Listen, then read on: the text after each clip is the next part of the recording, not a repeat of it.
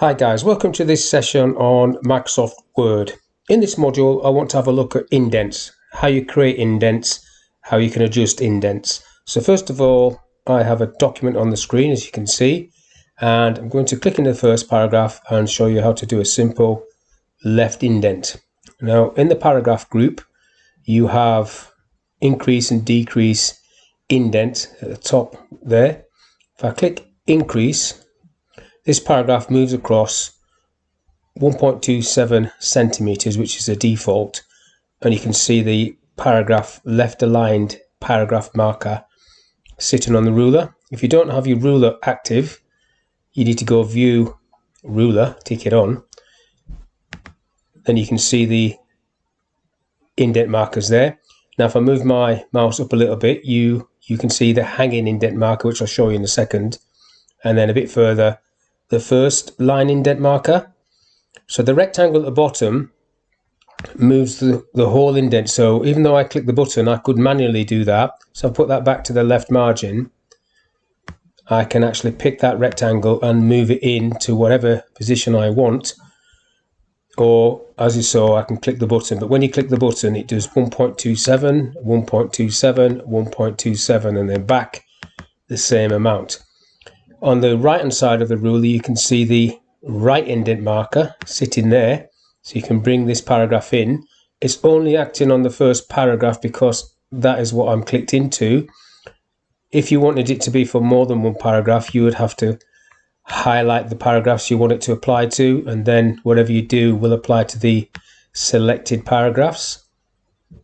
Now if I move my mouse to the top marker, the first line indent, and push that onto 1 centimeter, you can see both these paragraphs, because they're selected, are reacting to my selection. So I'm pushing that to 2 centimeters. Same with the right indent marker and bringing that in. And to make this look nice and neat, I always like to put justified on as well, so it's nice and straight down the right margin. And the key command to knock off indents is Control and Q. If I do Control and Z for undo, Control Q, it doesn't knock off just indents, it's reset paragraphs, basically, that key command is. So that's basically the left and right indents where they sit. Now if I just go through that again, what I'm going to do is I'm going to split this manually now. So if I put that at 2 centimeters, so that was me doing it manually. If I pick up the bottom triangle, so I'm pointing to where it says hanging indent, I can pick that bit up and move that across to 4 centimeters, and you've created what's called a hanging indent.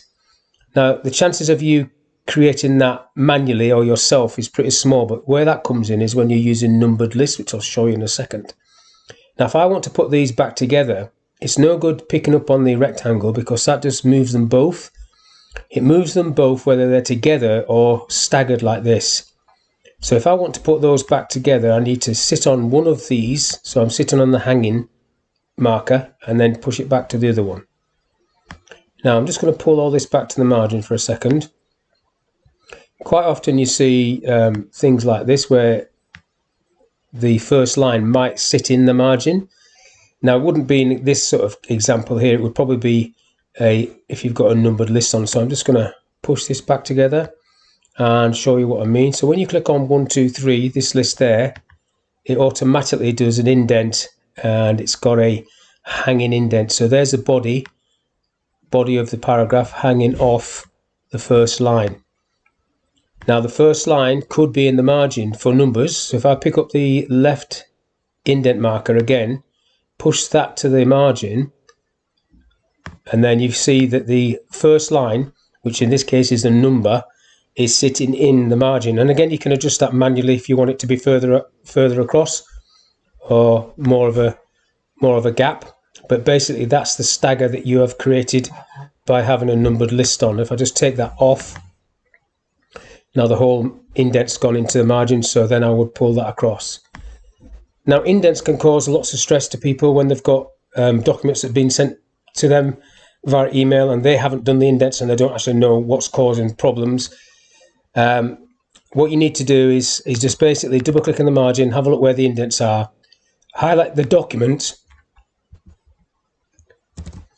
and see if there's any indents showing. They'll probably be grayed out if they're not on every paragraph. So if I put this back to there, this resets all these paragraphs.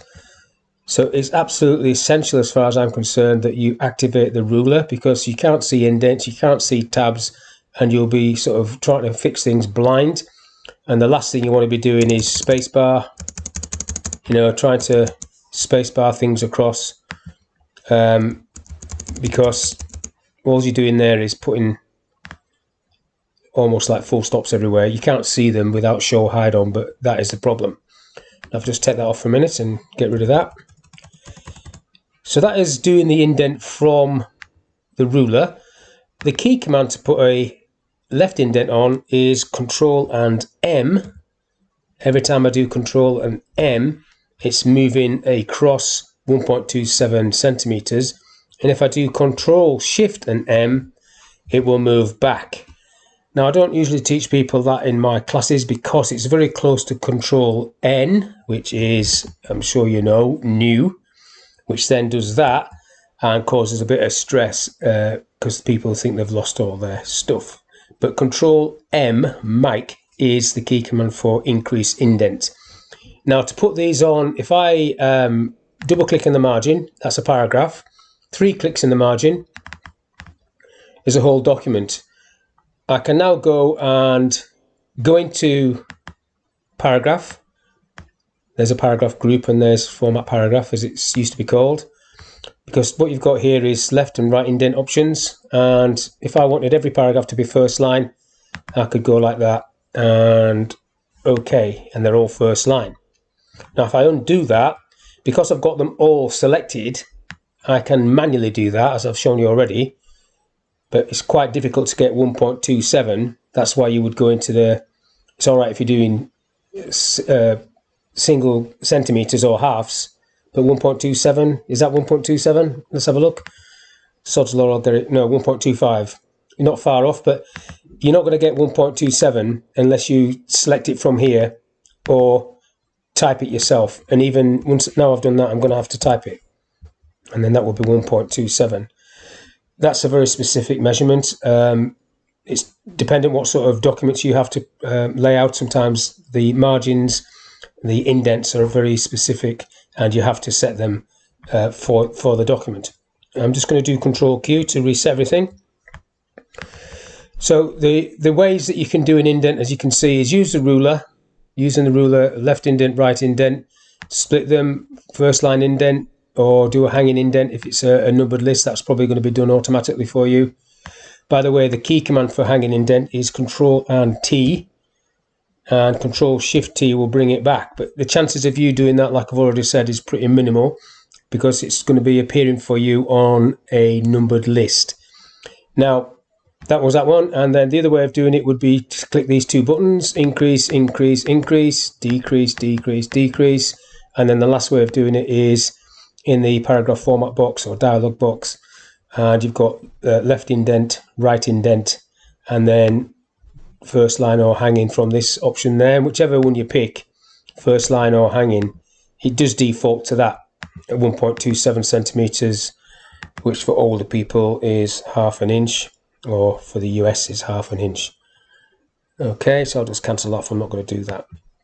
So that's basically how you use indents, and that's all I want to talk about in this little session. So thank you for your time, and I'll see you on the next one.